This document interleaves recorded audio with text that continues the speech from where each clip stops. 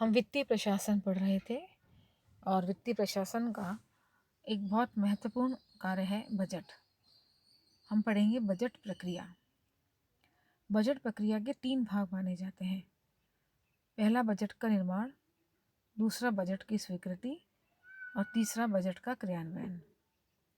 Budget निर्माण में सबसे पहले बजट के अनुमान तैयार करते हैं। उन अनुमानों को एकत्रित किया जाता है और उन अनुमानों की मंत्रिपरिषद के द्वारा स्वीकृति ली जाती है। बजट की स्वीकृति के अंतर्गत बजट का विधानमंडल में प्रस्तुतिकरण किया जाता है। उसके बाद बजट पर सामान्य चर्चा होती है। अनुदान मांगों पर मतदान होता है, लेखानुदान होता है, विनियोग विधेयक और वित्त विधेयक भी प्रस्तुत किए जाते हैं। तीसरा हिस्सा आता है इसका बजट का क्रियान्वयन। इसमें वित्तीय साधनों का एकत्रीकरण, एकत्रित कोषों का संरक्षण और वितरण और लेखा संधारण। तो हम पहला पढ़ेंगे बजट का निर्माण। बजट निर्माण की प्रक्रिया बहुत ही विस्तृत और गहन है, जिसमें सरकार के प्रत्येक कार्यालय का अपना एक विशिष्ट योगदान होता है। इसमें सबसे पहले बजट का अनुमान तैयार किया जाता है और भारत में वित्तीय वर्ष की शुरुआत 1 अप्रैल से होती है और उसके 7-8 महीने पूर्व ही बजट के अनुमानों की तैयारियां शुरू हो जाती हैं। विभागाध्यक्ष इस कार्य में अपना महत्वपूर्ण भूमिका अदा करते हैं। वित्त मंत्रालय सभी मंत्रालयों और विभागों को आगामी वर्ष का बजट तैयार करने के लिए एक प्रपत्र भेजता है। इसके पश्चात मंत्रालय के कार्यकारी विभाग और विभागाध्यक्ष अपने अधीनस्थ कार्यालयों के कार्यालय अध्यक्षों के पास सितंबर महीने में बजट के अनुमान तैयार करने के लिए वो निर्धारित प्रपत्र भिजवाते हैं। इन प्रपत्रों में लेखा शीर्षक, कार्मिकों का नाम, पद, वेतनमान वृद्धि, संभावित आगामी व्यय, कार्यालय के भत्ते, कार्यालय व्यय आदि का वर्णन होता है। भारत में प्रतिवर्ष बजट को वृद्धिवाद की पद्धति पर बढ़ाकर प्रस्तुत किया जाता है। विभागाध्यक्ष इन आंकड़ों को निम्न प्रारूप में प्रस्तुत करते हैं: विनियोग के शीर्षक और उपशीर्षक, गत वर्ष की वास्तविक आय तथा व्यय, वर्तमान वर्ष के स्वीकृत अनुमान, वर्तमान वर्ष के संशोधित अनुमान, आगामी वर्ष के बजट अनुमान और बजट में घटत और बढ़त का विवरण। दूसरा, बजट अनुमानों को एकत्रित करना। सभी विभागों से जब बजट अनुमान प्राप्त हो जाते हैं तो उन्हें 3 भागों में विभक्त कर लिया जाता है। पहला आता है स्थायी व्यय प्रभार, अर्थात इसके अंतर्गत वेतन भत्ते, कार्यालय की स्थापना, कार्यालय व्यय आदि व्यय सम्मिलित किए जाते हैं। इसे गैर आयोजना व्यय भी कहते हैं। गैर आयोजना व्यय को भी 2 भागों में बांटा जा सकता है: राजस्व व्यय और पूंजी व्यय। राजस्व व्यय में ब्याज का भुगतान, प्रतिरक्षा, सब्सिडियां आदि आती हैं, पेंशन, सामाजिक सेवाएं आदि आते हैं। जबकि पूंजी में व्यय में प्रतिरक्षा, पूंजी व्यय, सार्वजनिक उद्यमों के ऋण, सरकारी और विदेशी सरकारों से ऋण आदि सम्मिलित हैं।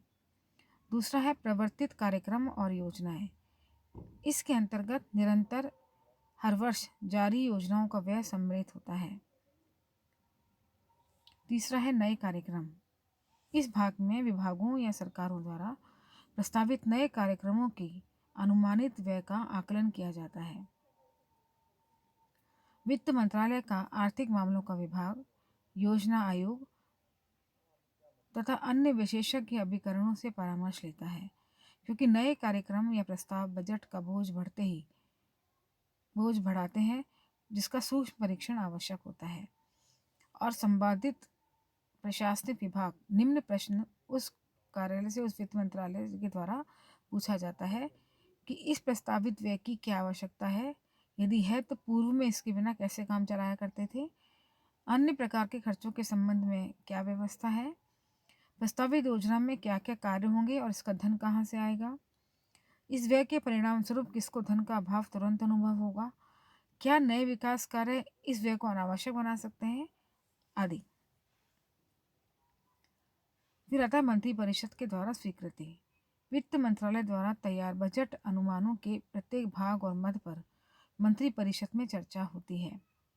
वित्त मंत्री, चूंकि बजट निर्माण प्रक्रिया में संलग्न रह चुका होता है, वह प्रत्येक बिंदु पर अपनी टिप्पणी प्रस्तुत करता है। संसद में बजट प्रस्तुत करने से पूर्व उसे 2 विवरण पत्रों में विभक्त किया जाता है: वार्षिक वित्तीय पत्र और अनुदानों की मांगे। दूसरा है बजट की स्वीकृति। सरकारी कार्यालयों, विभागों, वित्त मंत्रालयों, मंत्रिपरिषद के हाथों से होता हुआ बजट विभाग व्यवस्थापिका में बहस और स्वीकृति के लिए प्रस्तुत किया जाता है। राज्य सरकारें अपना बजट पृथक से विधानसभा में प्रस्तुत करती हैं। सबसे पहले होता है बजट का प्रस्तुतिकरण। बजट भारत के संविधान में बजट से संबंधित कुछ प्रावधान निम्नलिखित हैं। जैसे बजट अनुदानों से संबंधित प्रत्येक मांग मुख्य कार्यपालिका अर्थात राष्ट्रपति की अनुशंसा से ही की जाएगी। कोई भी व्यय प्रस्ताव राष्ट्रपति की अनुशंसा के बिना संसद के सम्मुख नहीं रखा जा सकता। व्यवस्थापिका को किसी कर में कमी करने या समाप्त करने का अधिकार है, किंतु वह नया कर लगाने या वृद्धि करने का अधिकार नहीं रखती। भारत की संचित निधि से संबंधित भारित व्यय पर संसद में बहस हो सकती है, किंतु मतदान नहीं किया जा सकता।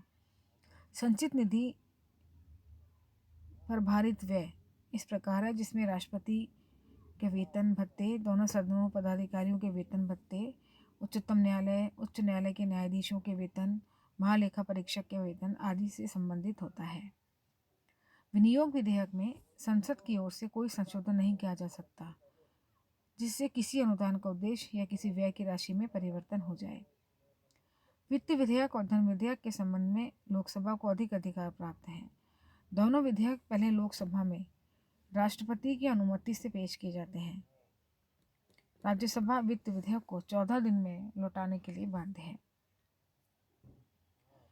भारत में संविधान के अनुच्छेद 110 में किसी विधेयक को धन विधेयक घोषित करता है जिसमें किसी कर का आरोपण, समाप्ति, कमी, परिवर्तन या विनियम हो। भारत सरकार द्वारा धन उधार लेने का विनिमय प्रतिभूति करना, भारत की संचित निधि या आकस्मिक निधि की अभिरक्षा या उसमें धन डालना या निकालना, भारत की संचित निधि से धन का विनियोग करना, भारत किसी व्यय को भारत की संचित निधि पर भारित व्यय घोषित करना आदि। उपयुक्त वर्णित अनुच्छेद 110/1 के विषयों से संबंधित विधेयक धन विधेयक कहलाते हैं, किंतु जब इनमें इन विषयों के अतिरिक्त अन्य कानूनी प्रावधान भी जोड़ दिए जाते हैं तो वह वित्त विधेयक कहलाते हैं। वित्त विधेयक सामान्यतः करारोपण से संबंधित होता है, जिसे सीधे राज्यसभा में प्रस्तुत नहीं किया जा सकता। दोनों ही विधेयक लोकसभा में प्रस्तुत होते हैं और दोनों के मामलों में राष्ट्रपति की पूर्व अनुमति आवश्यक है।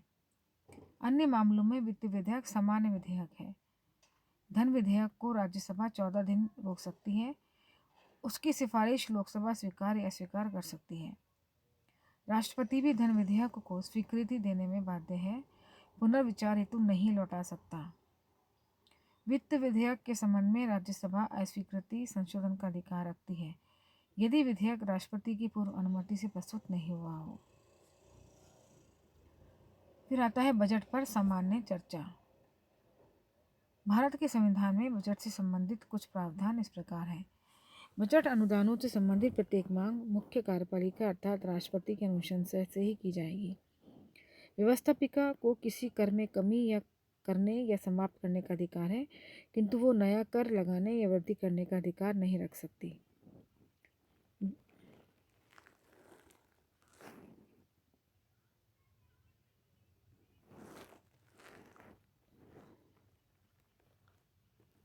फिर आता है अनुदान मांगों पर मतदान। अगले चरण में एक एक विभाग की मांगों और चर्चाओं पर मतदान होता है। लोकसभा अध्यक्ष सदन के नेता से विचार विमर्श करके एक अवधि निश्चित करता है जिससे अनुदान की मांगों पर विचार विमर्श किया जाता है। भारत में किसी भी अनुदान की मांगों पर 3 प्रकार की कटौतियाँ की जाती हैं। नीति संबंधी कटौती, जिसमें किसी अनुदान मांग के पीछे निहित सरकारी नीति को अस्वीकृत कराने की अनुशंसा के उद्देश्य से मांग की जाती है, जिसे हम नीति संबंधी कटौती प्रस्ताव कहते हैं। इसे मांग की धनराशि को घटाकर केवल 1 रुपया तक लाने का प्रस्ताव होता है। दूसरा, मितव्ययता संबंधी कटौती प्रस्ताव। सरकारी व्यय में संभावित अपव्यय या धन के दुरुपयोग की ओर सदन का ध्यान आकर्षित करने के लिए मांग की जाती है कि जिसमें अनुदान मांग में विशिष्ट धनराशि कम कर देनी चाहिए।